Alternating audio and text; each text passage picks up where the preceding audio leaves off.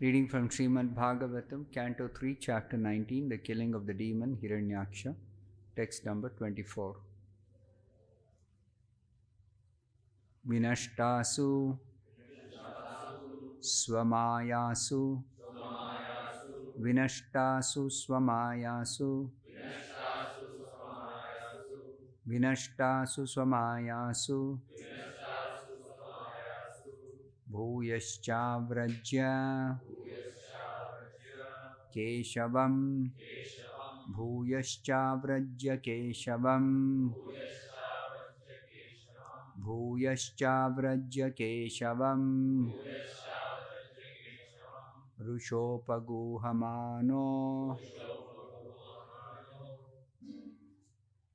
Amum Rushopaguhamano Mum Rushopaguhamano Num Dadrishe Avasthitam Bahihi Dadrishe Avasthitam Bahihi Dadrishe Avasthitam Bahihi Vinashta Sumayasu Bhuyascha Vrajya Keshavam Rushopaguhamano Mum Dadrishe Avasthitam Bahihi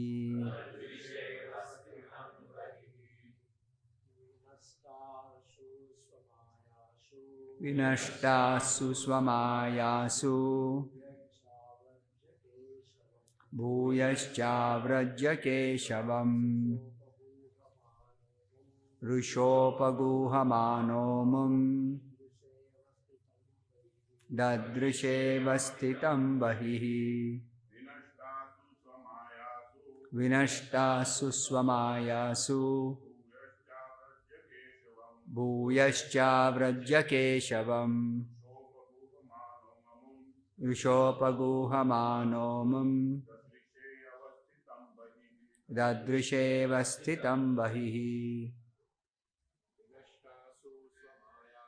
Vinashtasu Swamayasu Bhuyascha Vrajya Keshavam Rushopaguhamano Mum Dadrishe Avasthitam Bahihi Vinashtasu when dispelled Swamayasu his magic forces Bhuyaha again Cha and Avrajya after coming into the presence Keshavam the Supreme Personality of Godhead Rusha full of rage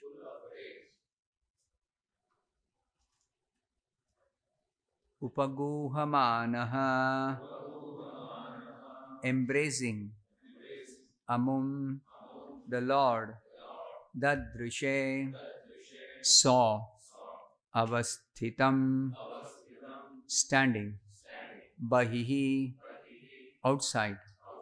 Translation and purport by His Divine Grace A.C. Bhaktivedanta Swami Prabhupada.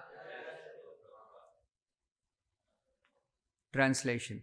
When the demon saw his magic forces dispelled, he once again came into the presence of the personality of Godhead Keshava and full of rage tried to embrace him within his arms to crush him.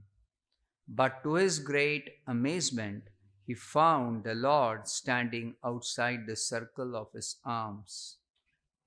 Please repeat this translation after me. When the demon saw his magic forces dispelled, he once again came into the presence of the personality of Godhead, Keshava, and full of rage, tried to embrace him within his arms to crush him. But to his great amazement, he found the Lord standing outside the circle of his arms. Purport by Srila Prabhupada. In this verse, the Lord is addressed as Keshava because he killed the demon Keshi in the beginning of creation. Keshava is also a name of Krishna. Krishna is the origin of all incarnations, and it is confirmed in Brahma Samhita that Govinda, the Supreme Personality of Godhead, the cause of all causes, exists simultaneously in his different incarnations and expansions. The demon's attempt to measure the Supreme Personality of Godhead is significant.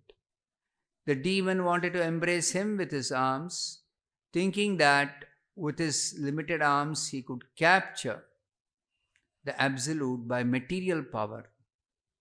He did not know that God is the greatest of the great and the smallest of the small. No one can capture the Supreme Lord or bring him under his control. But the demonic person always attempts to measure the length and breadth of the Supreme Lord. By his inconceivable potency, the Lord can become the universal form as explained in Bhagavad Gita, and at the same time he can remain within the box of his devotees as their worshipable deity. There are many devotees who keep a statue of the Lord in a small box and carry it with them everywhere. Every morning they worship the Lord in the box. The Supreme Lord Keshava, or the personality of Godhead Krishna, is not bound by any measurement of our calculation. He can remain with his devotee in any suitable form, yet he is unapproachable by any amount of demoniac activities. Thus ends the Bhaktivedanta purport. Om Ajnanatimmirandhasya Jnananjanashalakaya Chakshurunmilitam Yena Tasmai Shri Gurave Namaha. Nama Om Vishnu Padaya Krishna Prestaya Srimate Bhaktivedanta Swami Prabhupada Namaste Saraswate Devi Cha Shunyavadi Paschatya Deshatarine Jaya Shri Krishna Chaitanya Prabhu Nityananda Shri Advaita Gadadhara Shri Vasadi Gaura Bhakta Vrinda Hare Krishna Krishna Krishna Hare Hare Hare Rama Rama Rama Hare Hare Vancha kalpatarubhyascha kripa sindubhya evacha patitanam pavanebhyo vaishnavebhyo namo namaha mukam karoti vachalam pangum langhayate girim yat kripatamaham vande Shri Gurum Deenatarinam yat kripatamaham vande Paramananda Madhavam Yat kripatamaham vande Shri Chaitanya Ishwaram. The description continues by Maitreya Rishi about the fight between the demon Hiranyaksha and the Supreme Lord in his incarnation as Lord Varaha. So the previous verses described how this demon tried to use his mystic power and created an illusion of stones raining from the sky.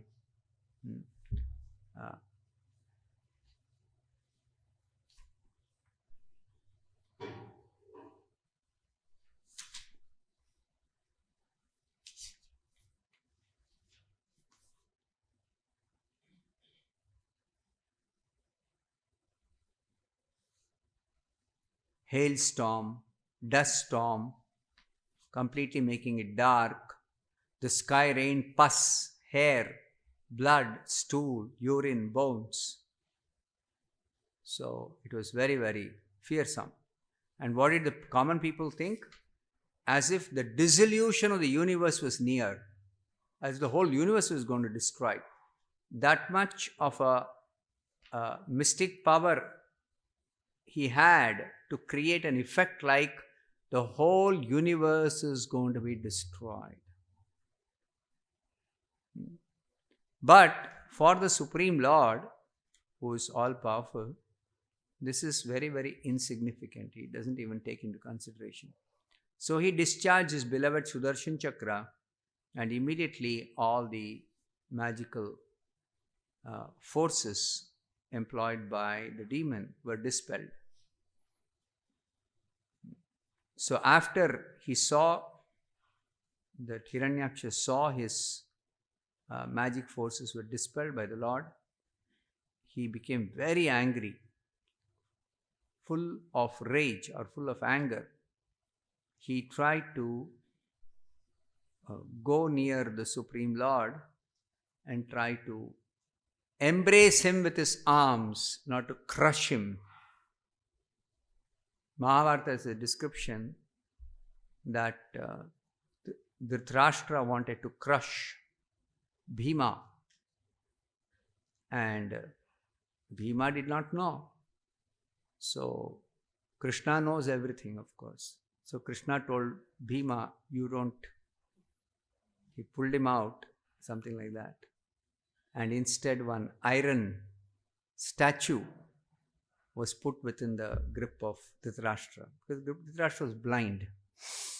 So that time Dhritarashtra crushed that iron statue, and then his intention was very obvious, revealed to everyone. Normally you embrace somebody out of affection, right? So this embracing is not embracing, it is actually killing. So this demon, he tried to kill the Supreme Lord by embracing him and crushing him. But what did he find? To his great amazement, he found the Lord standing outside the circle of his arms. The Lord was not within the circle. So Prabhupada in the purport comments about the Lord being addressed here, or rather described as Keshava, because he is killer of the Keshi demon. Now, it is significant that the Lord is glorified for every action of his. The name itself indicates many of his glorious activities. Govardhan Dhari, Giri Dhari, because he lifted the Govardhan hill. So he killed Keshi demon, he gets the name Keshava. Normally, if somebody is described as killer of someone else, it's actually a insult. It's a bad description. But in the case of Krishna, because his killing is absolute, so there is no destruction or loss. On the other hand, the person who is killed by the Lord is delivered.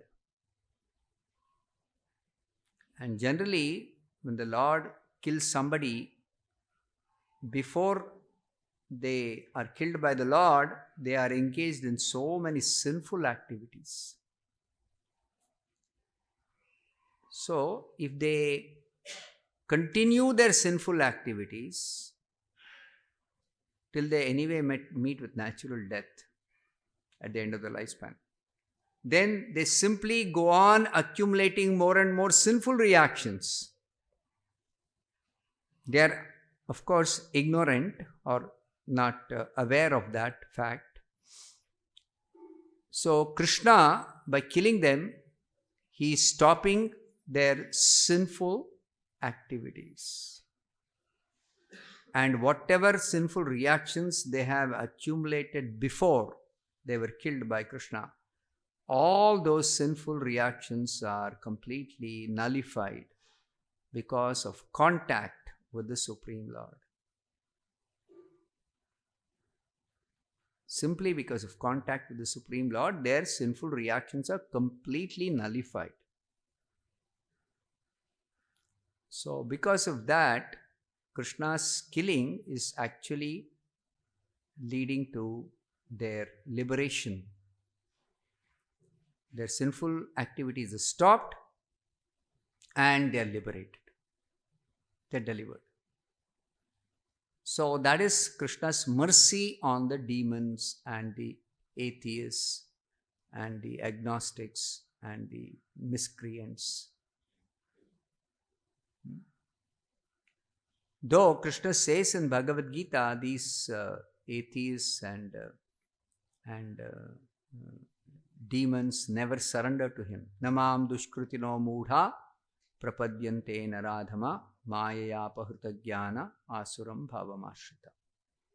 So these people who are misled by the illusory energy, they consider Krishna as an ordinary person.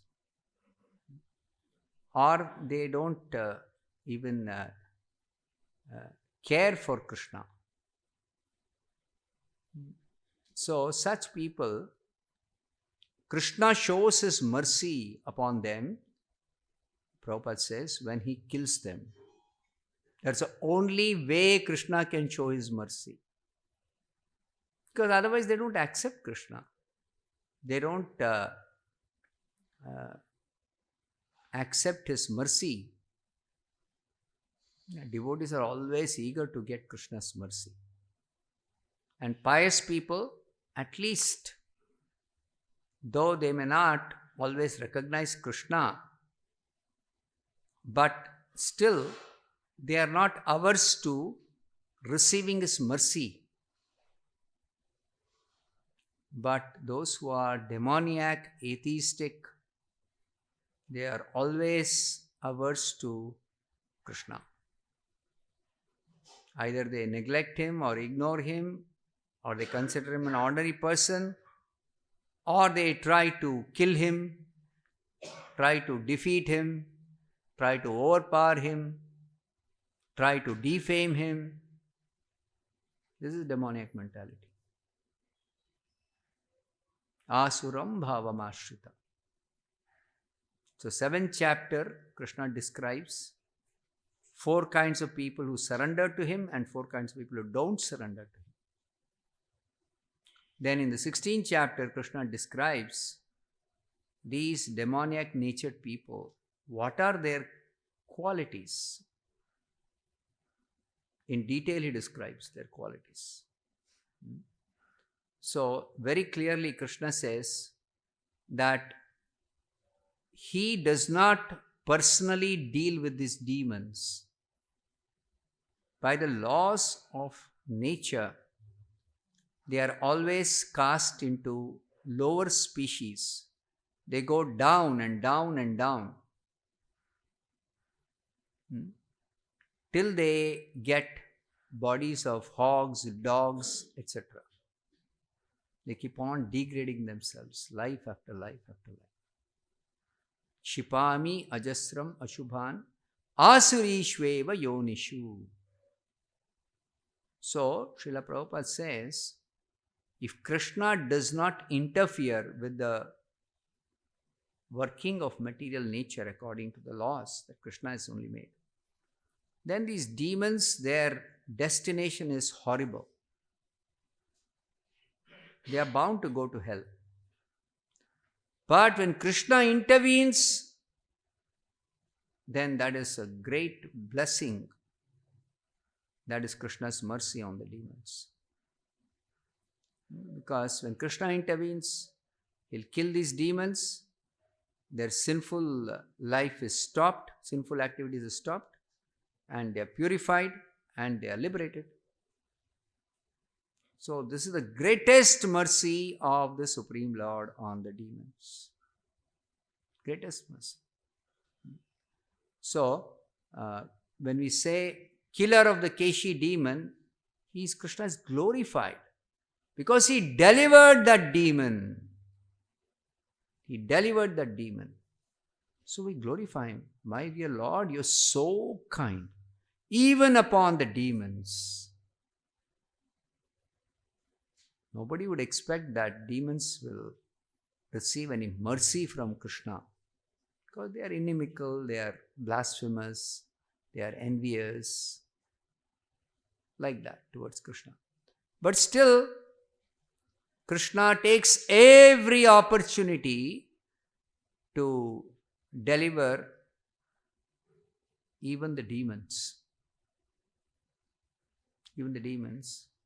Especially if the demons happen to attack or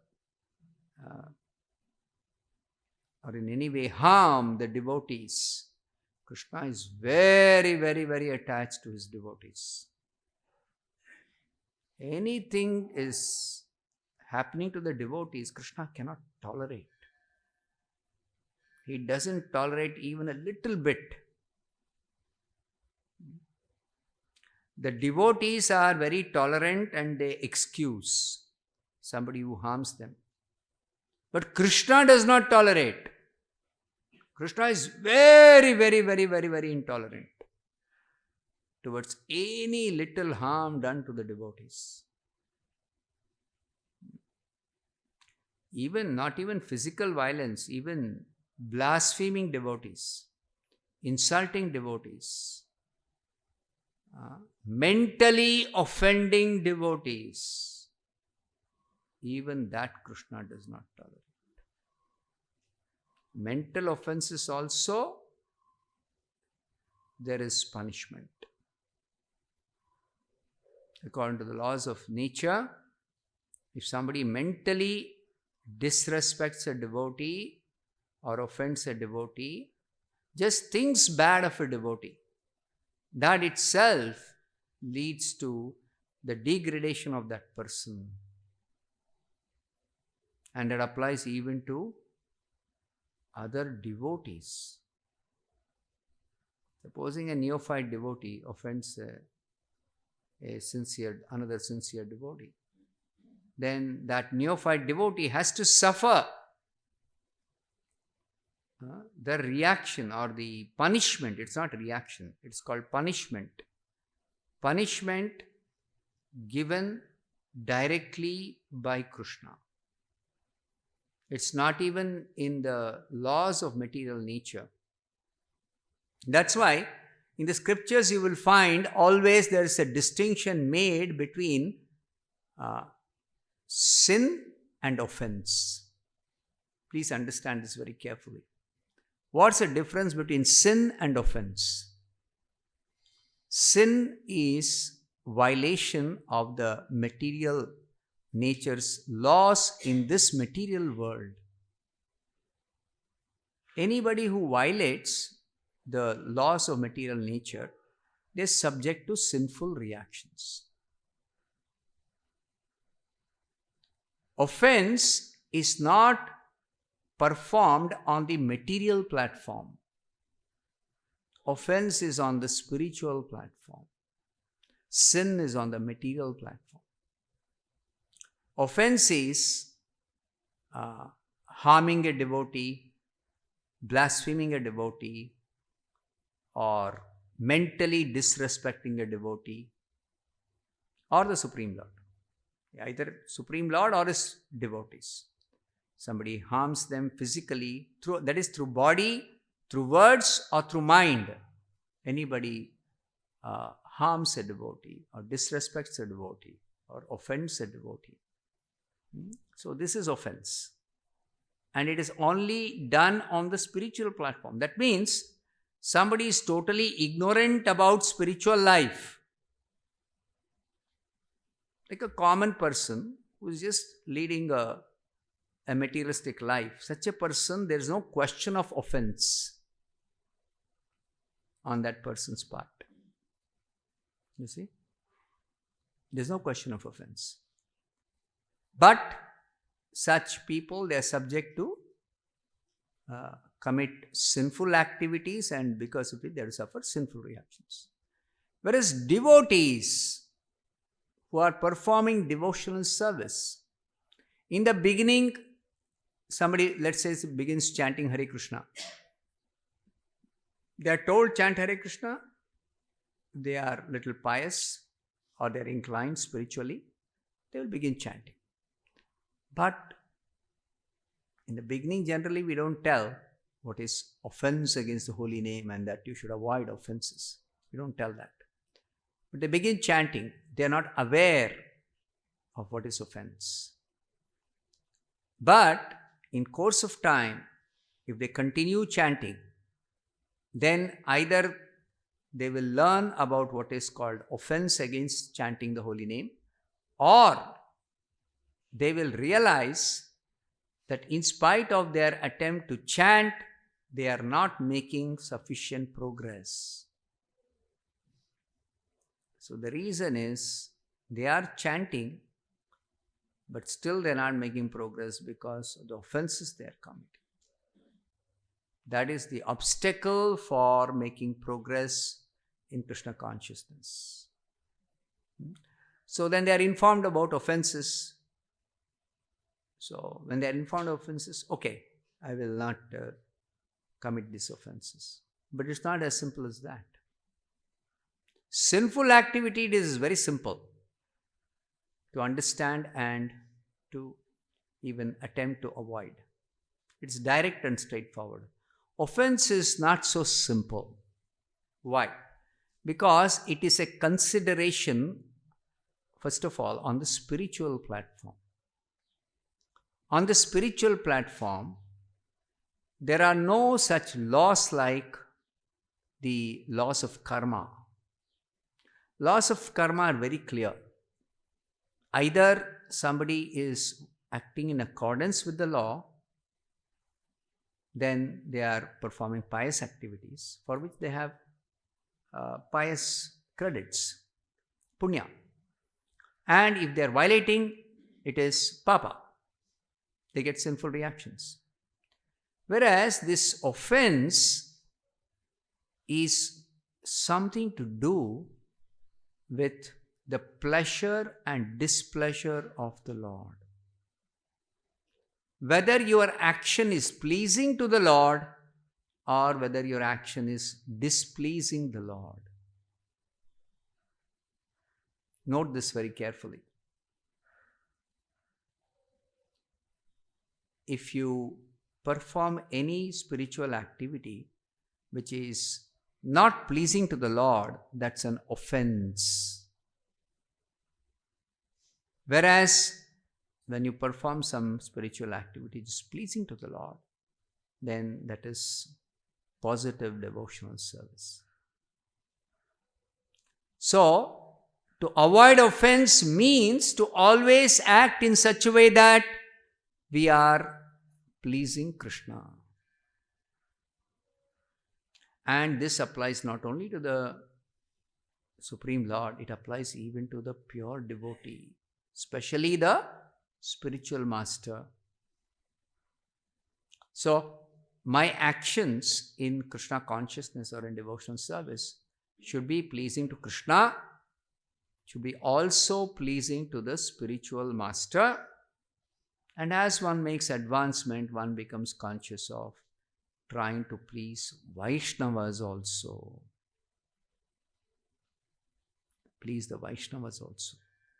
So every action of ours should be pleasing the Vaishnavas, should be pleasing the Supreme Lord, should be pleasing the spiritual master, should be pleasing the previous acharyas.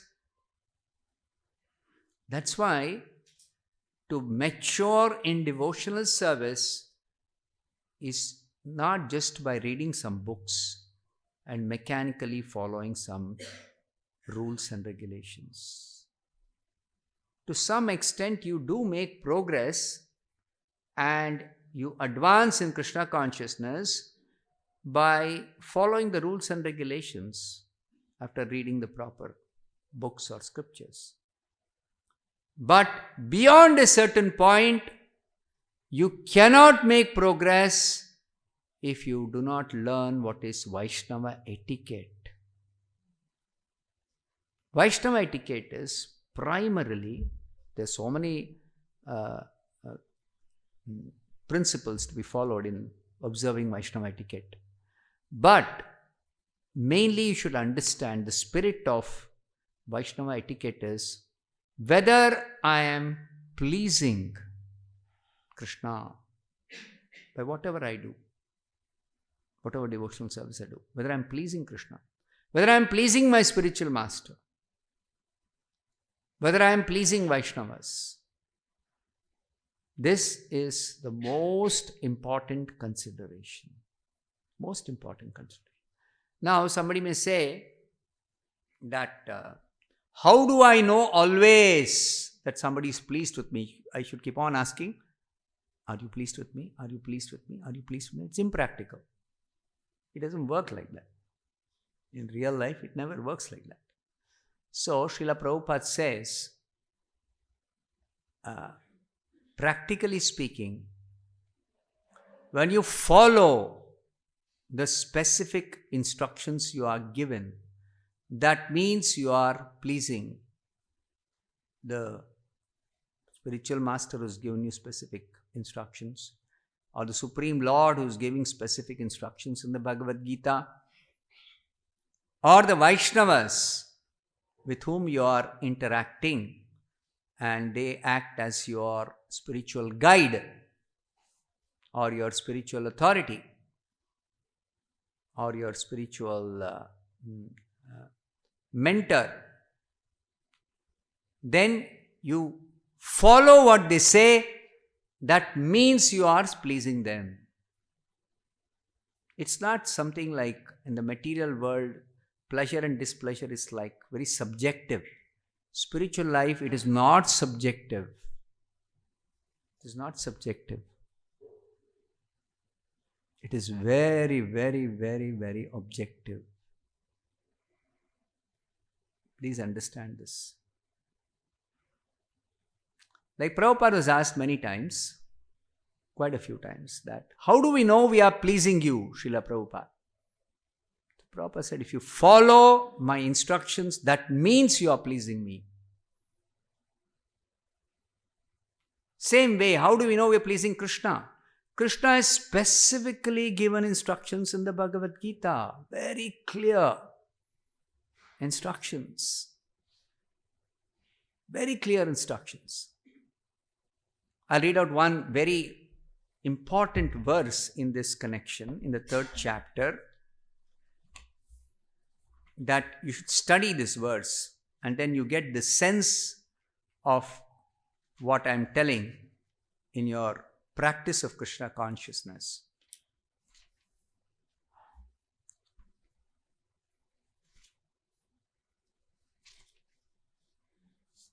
"31st verse. Ye me matam idam nityam." 3rd chapter, 31st verse. "Ye me matam idam nityam anutishtanti manavaha shraddhavanto anasuyanto muchyante tepi karmabihi." One who executes his duties according to my injunctions and who follows this teaching faithfully without envy becomes free from the bondage of fruitive actions. Now see the 32nd verse. How Krishna is stressing this point by just telling the opposite and kind of repeating this 31 verse in another way. What does he say in 32nd verse? Yetu etad abhyasuyanto. First is anasuyanto. Here abhyasuyanto, out of envy. Anasuyanto, without envy. So just the opposite is telling in 32nd verse. Na anutishtanti me matam. 31st is anutishtanti manavaha. 32 is na anutishtanti me matam. Sarvajnana vimudhamstan vidhi nashtan achetasaha. It is very disastrous to be envious and not to follow his instructions. So the meaning is, but those who out of envy disregard these teachings and do not practice them regularly are to be considered bereft of all knowledge, befooled, and doomed to ignorance and bondage. So, very straightforward and clear. Krishna is telling, you follow my instructions, my injunctions. And don't envy others. Become free from envy. Practically speaking, if we understand Krishna is everyone's maintainer, so Krishna is my maintainer also. So Krishna will maintain me. Why should I be envious of somebody else because they have something which I don't have? Or I think I don't have something which somebody else has? No. Krishna is your maintainer. He perfectly knows what you require and he will provide whatever is actually required by you. Krishna will provide. Prabhupada gives a very simple example. In the African jungle, so many creatures are there. So many creatures are there. How are they all getting their food? Very basic requirement for all living beings, all creatures, created beings. How are they getting their food? Human society, we are struggling. Especially governments who have responsibility to supply basic necessities of the citizens. So they have a huge arrangement, Food Corporation of India. And then the whole public distribution system for giving to the underprivileged and below the poverty line people their requirements of grains and basic food requirements. So much huge arrangement. But actually, just see the African jungle. And social scientists have studied this. And they have clearly understood that there is perfect arrangement, they say, by nature. And we understand nature is actually directed by Krishna. So by Krishna's arrangement, there is perfect supply system for all the creatures. So Prabhupada says if those creatures can get their necessities, especially food, why we can't get as human beings? So Prabhupada says only because of people becoming sinful and the governments mismanaging. And this government mismanagement is very obvious. I was reading one report about these food grains which the government collects after the harvest from the farmers when there is excess. So then they are supposed to store it in Food Corporation of India godowns. So it is transported mostly by these railway wagons, goods train. They transport these grains they collect.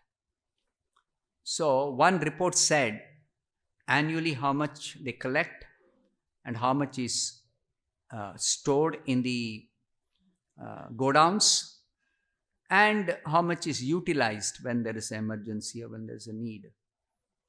So they were telling that whatever they collect annually, 30 to 35% on an average is wasted because they don't have storage space.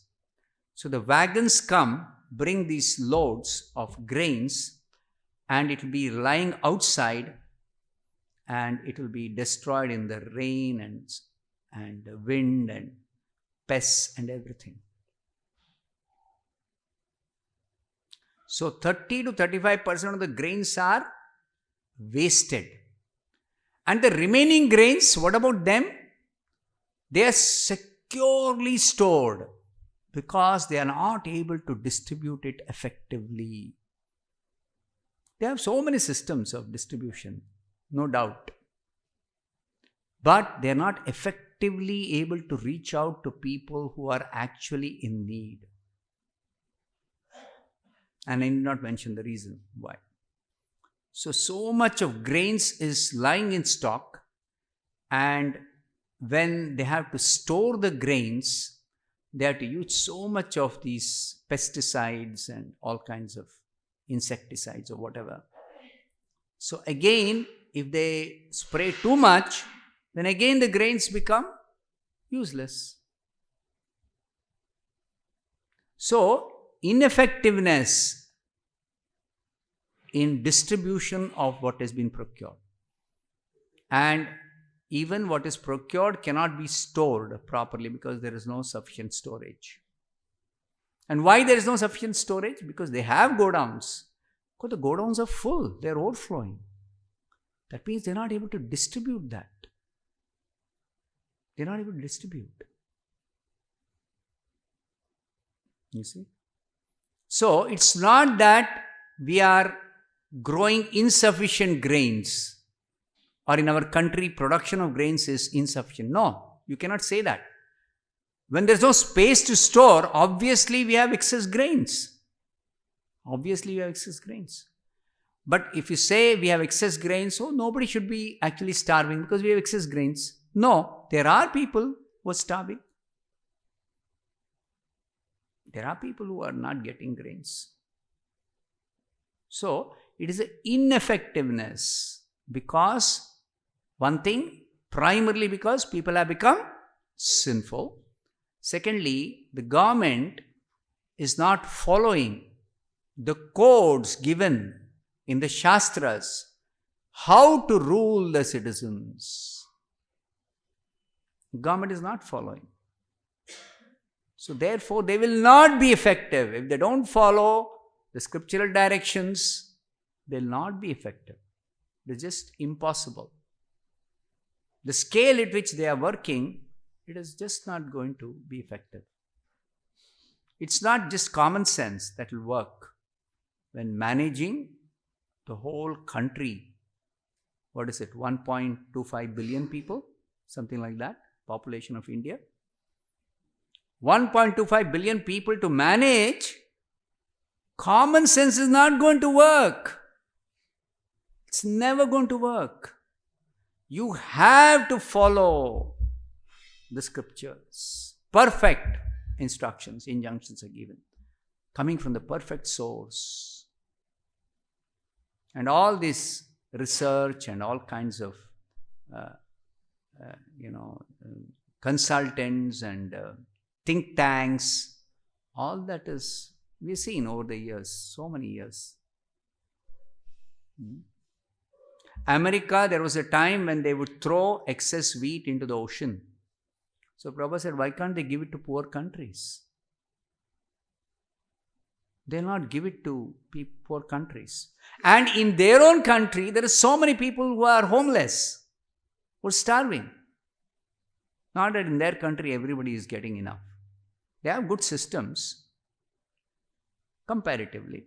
Compared to India, there are better systems of distribution of food to the needy.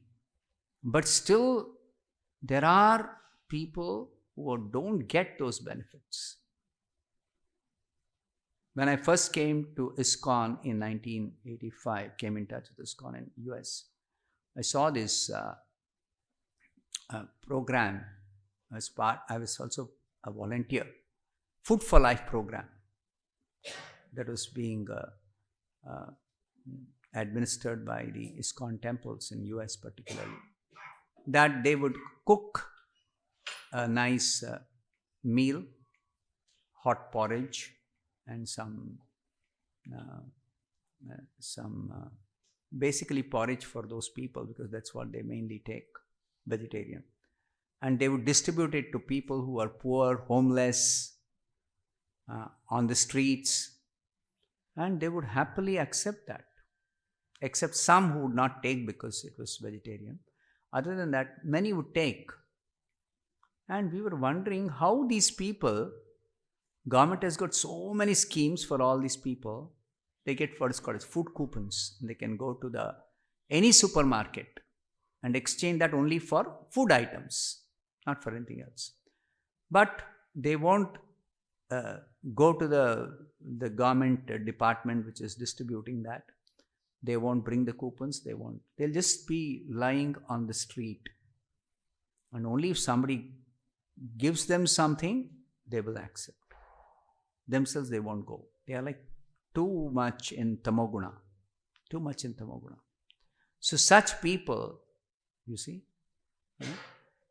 because we are distributing prasadam as Krishna's injunction, therefore they are able to get some relief. Otherwise, without this prasadam distribution, those people will simply starve and die. Starve and die, that's all. So, like that, it is not just common sense that is going to work. It is required that they follow the injunctions of the scriptures. So, that's what Krishna is telling here.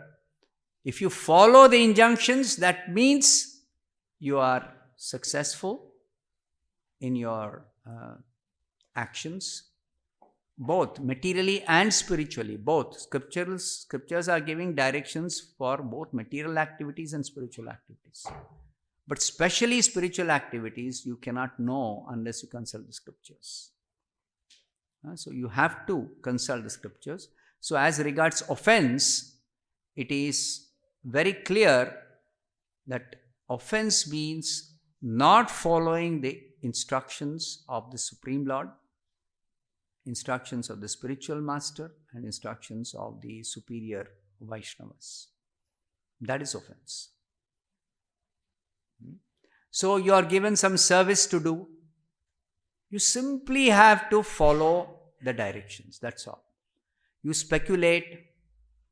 You think you can do better, or you somehow don't like to follow, then you are committing offense. You're committing offense. And as long as you're offensive, you never are able to make spiritual progress. Beyond a certain point, of course, a neophyte, unknowingly or somehow, due to past habit, may commit some offenses. That is excused by Krishna. And offense is under the directly under control of Krishna. And as you know, Vaishnavas are always very, very, very merciful. They never take into consideration any mistakes or offenses. Never take into consideration. But Krishna will not pardon. Krishna will not pardon. Prabhupada says many times, Arjuna, so much, all the Pandavas, including Arjuna, had to suffer so much of ill treatment by the Kauravas.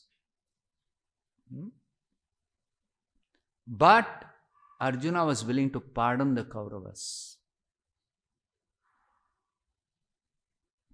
Krishna was not at all willing to pardon them. He told Arjuna, no, you must fight, you must kill all of them, all the Kauravas. Krishna's instruction to Arjuna, you must kill all of them. So Prabhupada says, Krishna will not pardon. Devotee may pardon. Devotee will pardon. Devotees never want to take revenge, never want to punish, no. But Krishna will not pardon. Krishna will not pardon. So therefore, we have to be very careful in dealing with devotees. That's why in association of devotees, it is both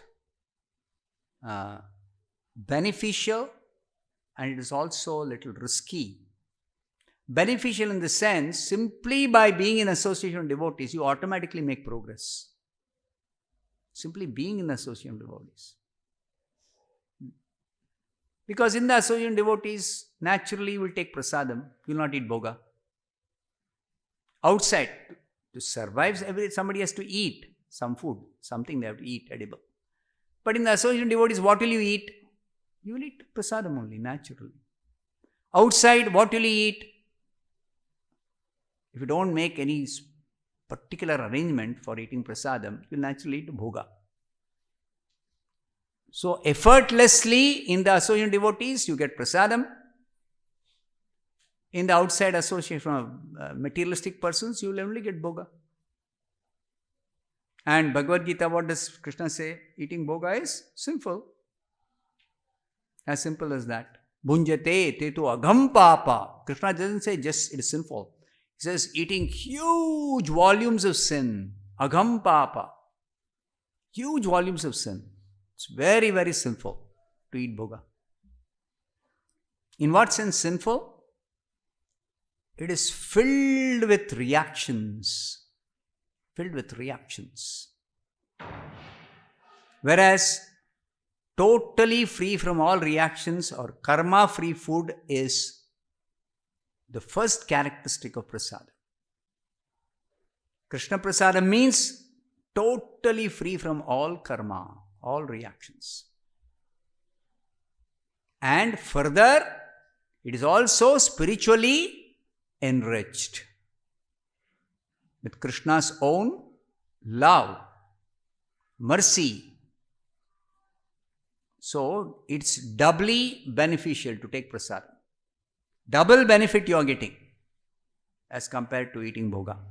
So, you can imagine how dangerous it is to eat bhoga. That's why when somebody joins new into Krishna consciousness, we tell them, take prasadam sumptuously, but please don't touch even bhoga. And this is very significant. Of course, those who join Krishna consciousness movement or those who come new to Krishna consciousness movement, they very easily follow this injunction. It is the older devotees who don't follow. Let me tell you this.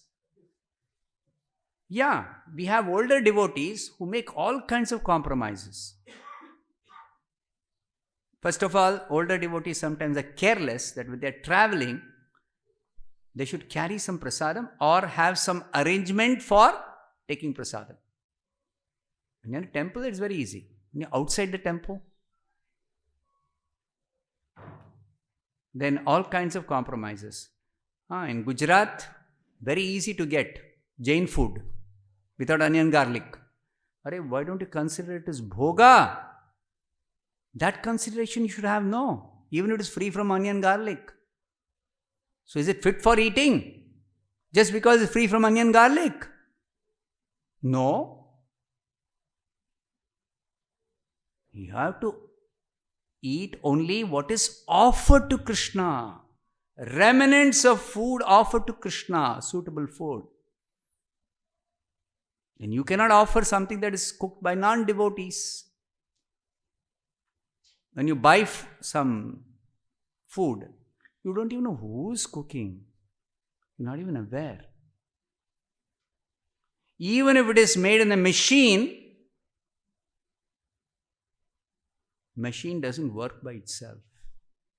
Machine has a machine operator. So the consciousness of the operator is getting into the food.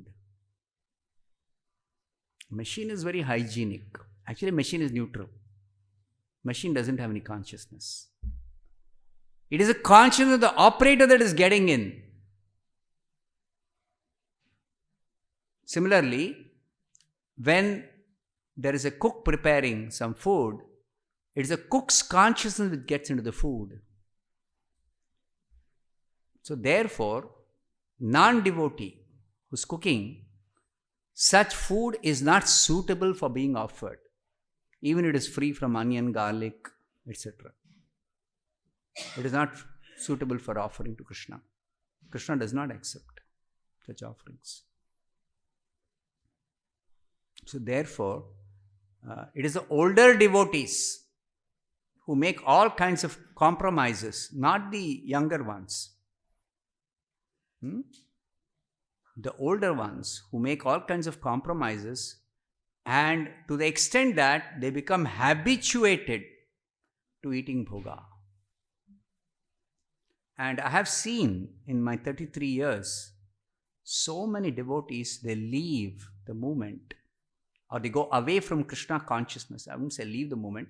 They go away from Krishna consciousness just because they eat bhoga. Some of them I can clearly remember. The only reason they gave up Krishna consciousness and the association devotees is because they were eating regularly bhoga. And the consideration for eating bhoga is, free from onion, garlic. So it's safe to eat. This is the logic.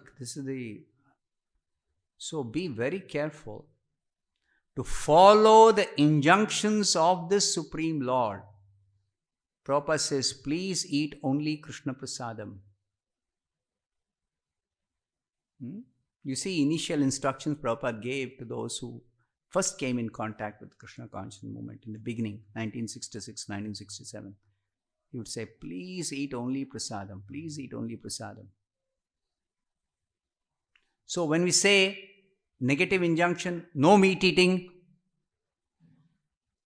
so actually afterwards we explain, this used to happen earlier. When somebody takes this Diksha, so after Diksha, we have a session in which you will say, although the vows you have taken, no meat eating, that means no fish, no eggs, no onion, no garlic. And we add one more thing, no bhoga. Nowadays that doesn't happen, no? This session after the initiation. This is required, actually. This is very much required. Because they think as long as I'm eating pure vegetarian stuff, I'm safe. We tell that to encourage people who are non-vegetarians to become vegetarians. But that doesn't apply to somebody who becomes serious about Krishna consciousness. That's not enough.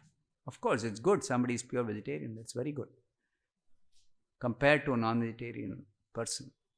But something more is required, which is very important, that you should not eat bhoga, you should eat only prasadam. And you can notice the damage that eating bhoga does to your consciousness if you completely avoid bhoga for a good length of time.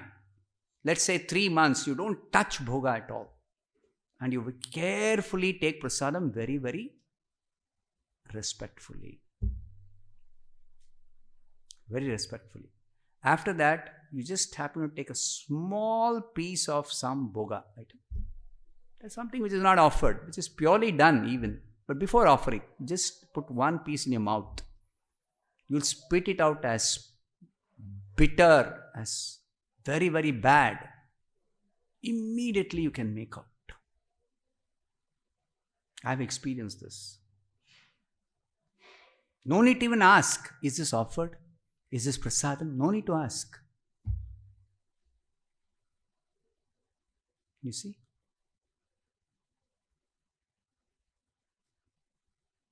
So, it does make a difference in your consciousness, a big difference between eating bhoga and eating prasadam. Similarly, those who are practicing Krishna consciousness, carefully and strictly trying to follow the injunctions of the Supreme Lord, the injunctions of the spiritual master and injunctions of the superior Vaishnavas, their consciousness becomes purified very quickly.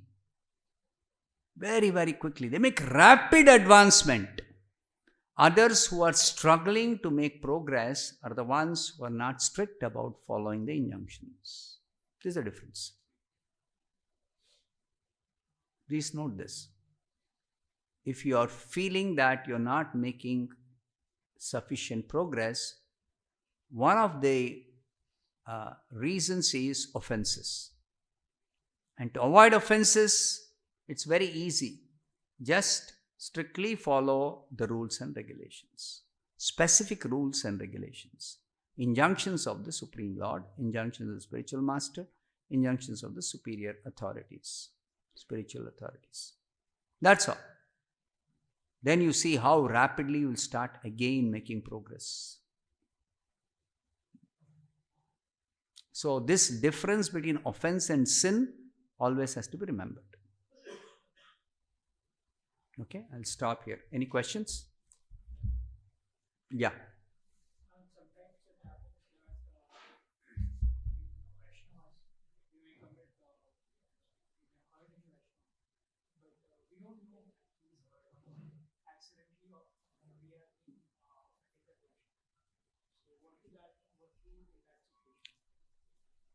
We have to be careful not to knowingly hurt anybody, but unknowingly if I may hurt. For that we have a remedy. Every day morning, we pay obeisances to all the Vaishnavas and beg their forgiveness for any offenses committed unknowingly. You can even say, knowingly or unknowingly, if I have committed any offenses, please pardon me. Because if you don't pardon me, I cannot make any progress. I'll stagnate and I will eventually fall down. So beg forgiveness and also beg for their blessings. When you offer prayers every day morning, Vancha kalpatarubhyascha kripa sindhubhya eva cha patitanam pavanebhyo vaishnavebhyo namo namaha. Repeated obeisances we offer. Namo namaha. Not just namaha. Namo namaha. Repeated obeisances we offer. So that is two reasons. One is we beg forgiveness for any offenses committed, particularly unknowingly if I committed. I do not know.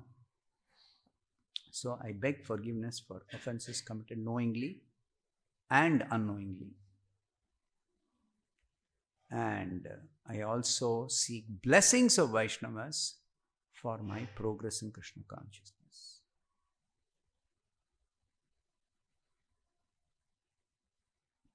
Because what happens, Vaishnavas are very merciful. So if you beg forgiveness, when they forgive you, Krishna will forgive you. Krishna will forgive you. If you study Chaitanya Charitamrita, there are many examples. One example I can quickly cite is there was one Gopal Chapel. He offended Srivas Thakur, the fifth member of the Panchatattva. And then Srivas Thakur did not take offense. But Chaitanya Mahaprabhu became very angry at him.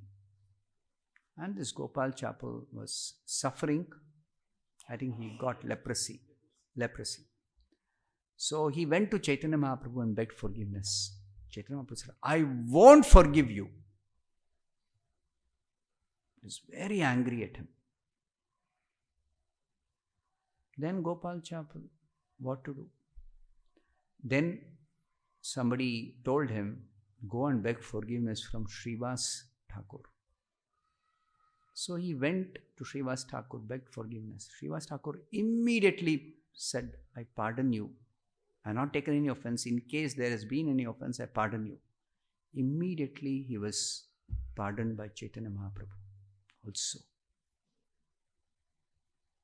Immediately he was pardoned by Chaitanya Mahaprabhu. Even Durvasa Muni, another good example. He offended Ambarish Maharaj. Vishnu would not pardon him. But Vishnu was kind to Durvasa Muni. He told, you go to Ambarish Maharaj. If he pardons you, then you are pardoned by me also. So he went to Ambarish Maharaj. Ambarish Maharaj was waiting to actually receive him nicely and feed him because he had not fed him. Something happened before he could feed him. So Ambarish Maharaj was very, very merciful to Durvasa Muni, in spite of Durvasa Muni being so angry at him and trying to insult him, etc. So immediately Sudarshan Chakra stopped chasing Durvasa Muni. Vishnu withdrew the Sudarshan Chakra immediately. So that's why it's so important to beg forgiveness from Vaishnavas. You see? Every day Guru Puja we do, Prabhupada we worship, we bow down to Prabhupada, we beg forgiveness for the offenses committed knowingly or unknowingly, and we also seek his blessings. He is Vaishnava Shrestha, the topmost Vaishnava in our life. Among the society of Vaishnavas, he is the topmost Vaishnava. So we beg forgiveness and we also seek blessings. Same thing we should do with other Vaishnavas also. Next question.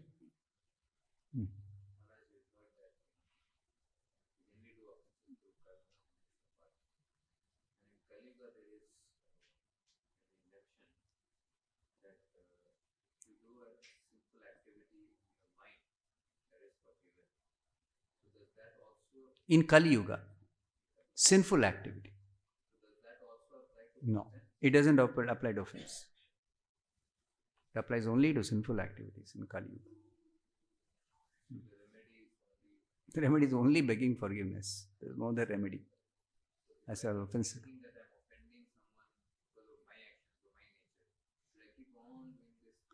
Every day we have to do, no. Where is question of I might have done, I might not have done. Every day we beg forgiveness. Every day we beg forgiveness from Vaishnavas for any offenses committed accidentally, unintentionally, unknowingly, whatever. We beg forgiveness. Every day we beg forgiveness. There's no such thing as some days I do, some days I don't do, because I don't think I committed an offense. No. Every day you should beg of forgiveness. This is what we are taught. Daily, it's a daily function. Daily we worship the spiritual master. Daily we bow down to the spiritual master and beg forgiveness for offenses committed. Same thing. Krishna also, every day we pay obeisances. We also beg forgiveness from Krishna and we also seek his blessings. Same thing. Vaishnavas, Guru, Krishna. Same thing. Okay.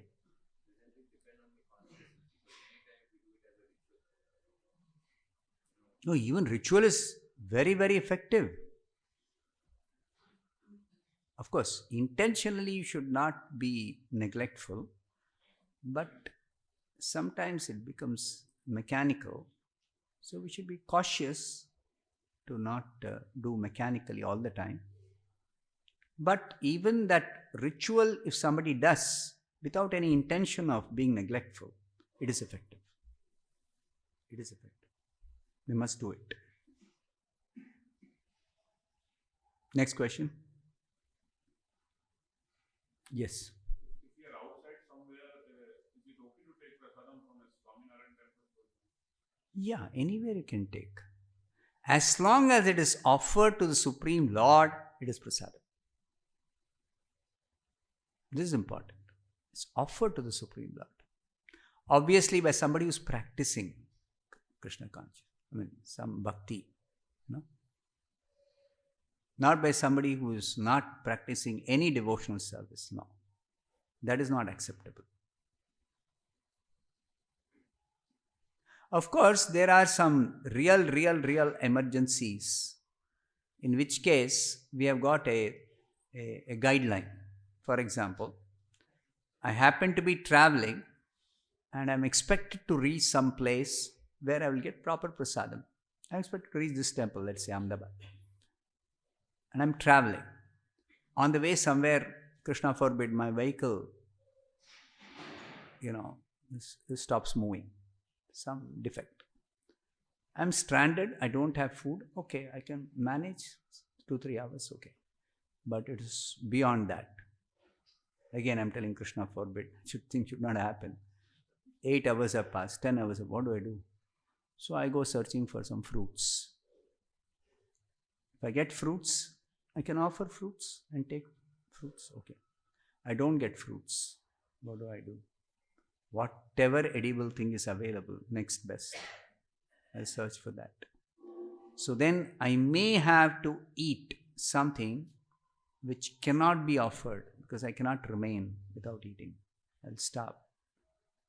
So then in that case, very exceptional cases, I will chant one prayer. Om apavitra pavitro va sarvavastham gatopi va yasmaret pundari kaksham sabahya abhyantara shuchihi. Sri Vishnu, Sri Vishnu, Sri Vishnu. Simply by remembering this lotus-eyed Supreme Lord, or simply by chanting his name 3 times, you become completely purified. And in that way, you can also purify what you're going to eat, the edible, can purify that.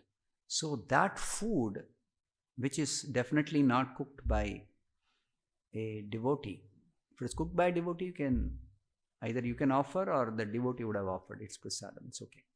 But if it is not cooked by a devotee and you have to eat it because you have no other means of subsistence, then you say this prayer, purify that food, and take it as karma-free food for subsistence. It still doesn't become prasadam, but it is free from karma. It is free from karma. That is applying to cooked food. But if it is some raw carrot or some fruits, milk, these things you can directly offer and take. Mentally also you can offer. If you don't have facility for making a ritual of offering, you can mentally offer and take. Prasadam. That is directly you are taking prasadam.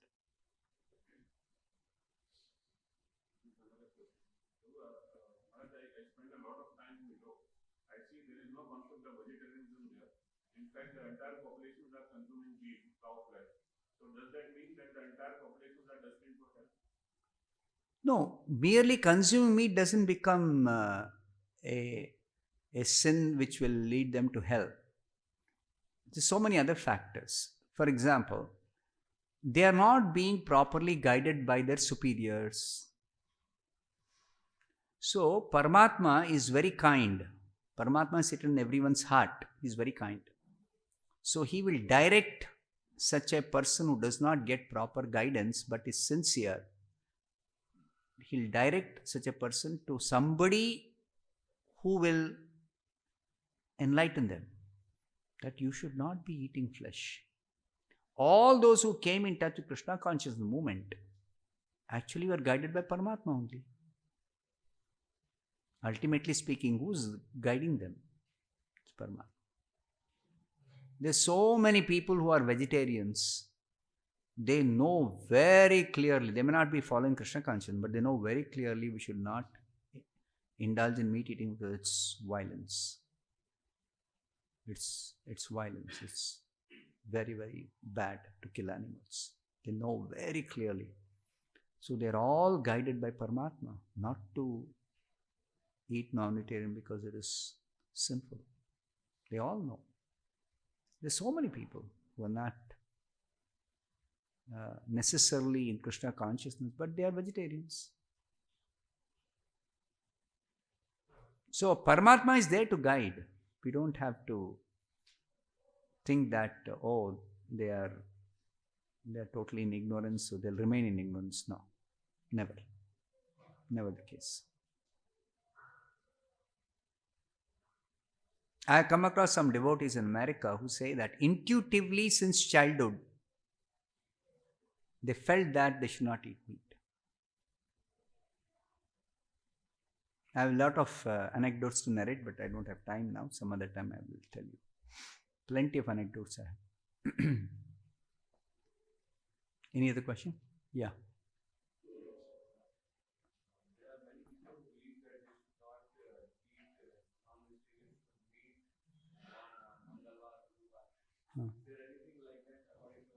See what happens. There is under scriptural injunctions. The actual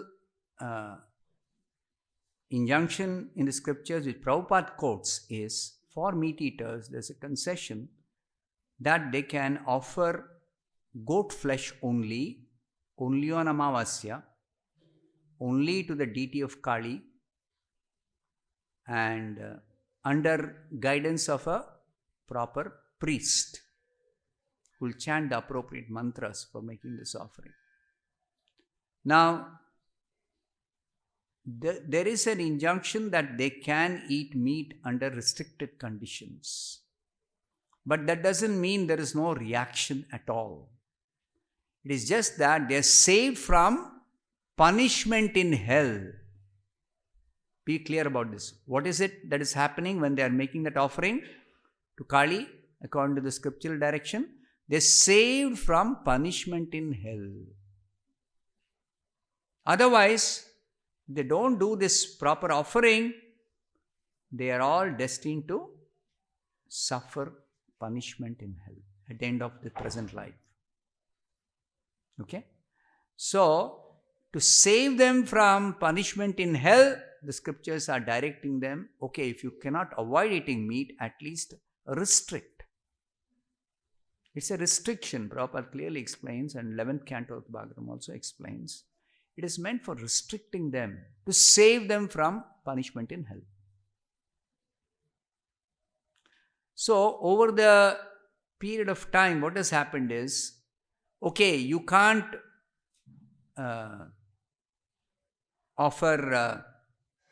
you can't give up eating meat 29 days in a month.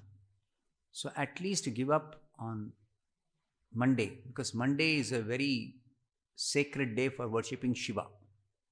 So, give up on Monday. So, he'll say, okay, Monday I will not eat. Then somebody will say, why don't you worship also Durga Devi on Friday? That will be good for you. Okay, then you should not eat meat on Friday. Okay, I won't eat on Friday. So this way, trying to cut down from 30 days in a month, he's cut down to 26 days in a month. 4 Mondays he will avoid because he starts worshipping Shiva. Then another 4 Fridays are added, so 22 days only he'll eat. Like this, it is just for the sake of restricting them. The whole idea is restriction. So it is useful because gradually such people are reformed. At some stage they will come in touch with Krishna consciousness and then completely give up eating meat. So that is, some people cannot immediately take up Krishna consciousness directly. You say no meat eating, they will say impossible. So such people are also shown mercy by the Lord indirectly through all such injunctions. So it is meaningful. Don't think it is useless. It is meaningful. For those who sincerely follow, it is definitely helpful. क्योंकि बच्चे जो भूखे जाते हैं वो केवल ये अव्यवस्था के कारण, this mismanagement is not the only reason. There are other reasons. Sinful children, they have to suffer. Whatever you do, they have to suffer. Except when they start chanting Hare Krishna. There is no other ultimate solution than chanting Hare Krishna. There is no other ultimate solution. Because as long as it's sinful, they have to suffer. What can be done? Again, I have a lot of anecdotes, but I don't have time now. We'll stop here. Srimad Bhagavatam ki jai, Srila Prabhupada ki jai. Hare Krishna. Subscribe to our channel and press the bell icon to never miss any updates.